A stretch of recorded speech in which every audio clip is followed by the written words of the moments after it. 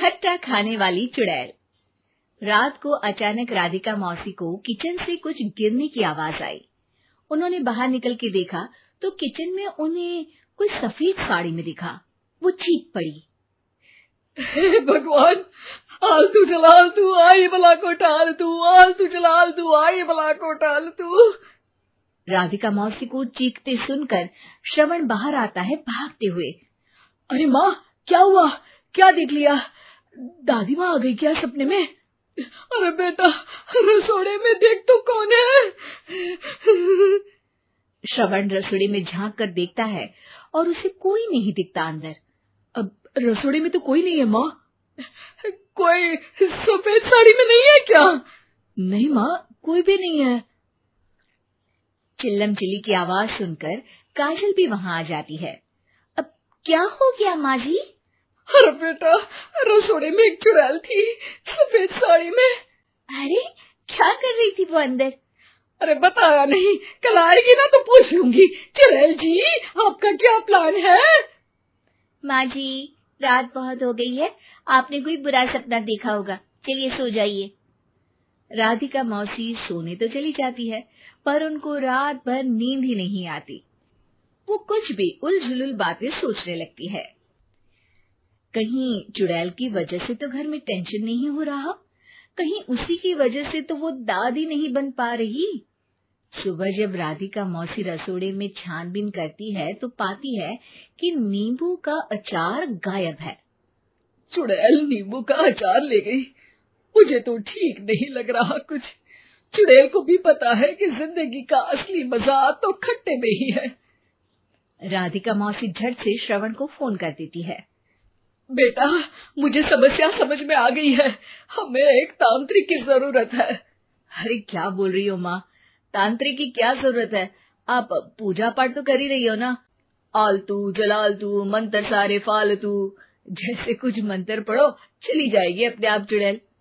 अरे नहीं बेटा, कभी चुड़ैल को कम नहीं समझते। अरे तुझे पता भी नहीं चलेगा कि कभी वो छल करके काजल की जगह घर की बहू खुद बन जाएगी। क्या माँ, कुछ भी बोल रही हो? कहाँ काजल और कहाँ चुड़ैल?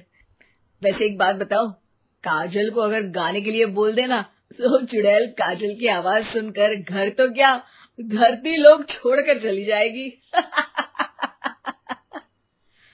तुम ना पढ़े लिखे बच्चे हर चीज को मजाक समझते हो। तुम रहने दो, मैं खुद ही तांत्रिक को बुला लेती हूँ। अच्छा सुन, शाम को इमली लेके आना। क्या है कि चटनी खाए बहुत दिन हो गए है ना? नहीं माँ, इमली तांत्रिक से ही मंगवा लो ना, आटा वगैरह भी उसी से पिसवा लेना। देखो मुझे काम करना है। श्रवण रात को कई तरह की सब्जियों के साथ माँ के कहने पे चटनी के लिए इमली भी ले आया था, लेकिन राधिका मौसी के दिमाग में अलग ही फिल्म चल रही थी। उन्हें अब सिर्फ शक ही नहीं यकीन होने लगा था कि शायद चुड़ैल ने श्रवण पर अपना जाल बिछा दिया था, जिस वजह से श्रवण उनकी बात ही नहीं मान रहा था। पर कोई नहीं, आने वाली रात में राधिका मौसी खुद तैयार हो गई चुड़ैल को पकड़ने के लिए।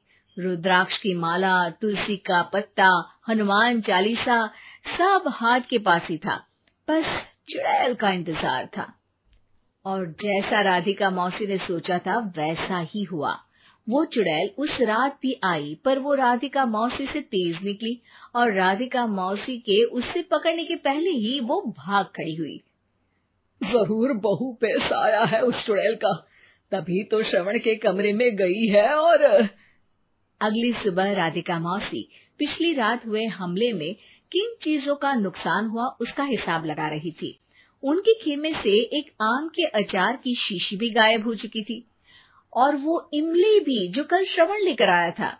राधिका मौसी इस बारे में सोच ही रही थी कि श्रवण जल्दी से रसोड़े में आकर दवाइयों की पोटली ढूंढने लगता है। अरे बेटा, क्या हो गया? अब माँ, वो काजल की तबीयत खराब है, बहुत घबराहट हो रही है उसे।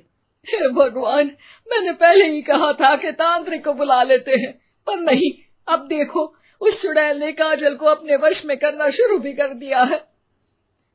हालांकि श्रवण भूतों में विश्वास नहीं करता था, पर अब वो भी डर जाता है और राजी हो जाता है एक तांत्रिक को बुलाने के लिए। कुछ ही घंटों में तांत्रिक आ जाते हैं और राधिका मौसी तांत्रिक जी को सब बता देती है। घोर संकट, घनघोर संकट, चुड़ैल को मारू जोर चाकट, ओम भट स्वाहा खटखा के आहा। अरे ये क्या मंत्र है? मेरे खुद के ओरिजिनल मंत्र है, कल रात को ही लिखे हैं, अच्छे लगे तो दाद चाहूंगा।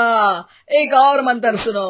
अर्ज किया है आब्राकडाब्रा, दिल्ली बम्बई आगरा, चंदा मामा सोवरले सुरन मामू जारा। ये मंत्र है? अरे कोई 40 वालीसा पढ़ो ना। वक्त कम है, 40 नहीं पड़ेंगे, 20-25 में काम चलाना पड़ेगा।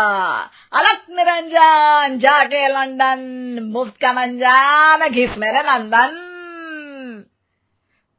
अरे जल्दी करो तांत्रिक जी, जल्दी करो। तांत्रिक अपने उल झलूल मंत्र पढ़ने लगता है। श्रवण को तांत्रिक पे शक होता है। वो अपने एक डॉक्टर दोस्त को कॉल कर देता है ताकि कोई अनहोनी हो तो इमरजेंसी में चीजें मैनेज हो जाए। तांत्रिक धुनी रमाता है, जिसकी वजह से कमरे में काफी धुआं हो जाता है और जिसकी वजह से बहू की घबराहट बढ़ जाती है। अब भागेगी चुड़ैल। हाँ। बहू खांसते हुए धुएं से बचने के लिए बाहर चली जाती है। अरे भाग रही है, भाग रही है। पीछे पीछे श्रवण भी जाता है। बहू एक सोफे पर बैठ जाती है। तभी डॉक्टर दोस्त आ जाते हैं और श्रवण को पानी लाने के लिए कहते हैं। थोड़े चेकअप के बाद डॉक्टर कहते हैं, मेरे हिसाब से जाप का काम पूरा हो गया है। क्या मतलब? अरे कुछ भी नहीं माँ, कोई चुड़ैल नहीं है, खुशखबरी है, अब दादी बनने वाली है। मगर वो सब अचार के डब्बे। श्रवण दोनों अचार के डब्बे अपनी माँ को दिखाता है, जो कि उनके बिस्तर के नीचे छुपे हुए थे। आपने सही बोला था माँ, वो चुड़ैल काजल ही थी जो खट्टा खा रही थी। हमें कल ही पता चला, पर हमने आपको ये तांत्रिक वाला काम करने दिया ताकि आपको भरोसा हो जाए कि भूत वगैरह कुछ होता ही नहीं। अच्छा अच्छा, ये तो बड़ी खुशी की बात है, पर बेटा मुझे एक झाड़ू तो ला दे। क्यों माँ? ये तांत्रिक का भूत उतारती हूँ मैं। अब तांत्रिक राधा मौसी के डर से घर से भाग निकलता है और राधा मौसी उसके पीछे भागती है। अरे संकट ये घनघोर है, तांत्रिक मुआ चोर है।